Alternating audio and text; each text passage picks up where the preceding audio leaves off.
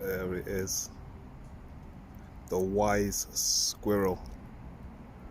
The squirrel from which many humans need to learn a lesson. He's buried about 12 pistachio nuts. That's the first one he's eaten. He's buried them all over here.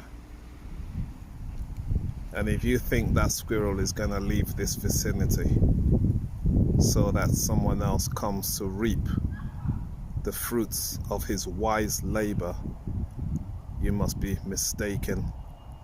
There are many human beings who believe in reaping the fruits of other people's labor.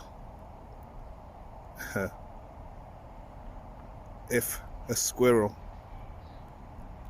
which is a fraction of the weight of our 3-pound brain, is able to deduce that it's going to stick around to look after his investment, how much more so we, children of the Most High, who have toiled and sweated diligently and honestly, only for people who believe in reaping what they have not sown, to think they can come around and steal their inheritance.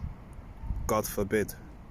The Lord of hosts, who is the King of glory, will fight for all the righteous people on this planet, those who trust in the Lord, who look to him as the author and finisher of their faith.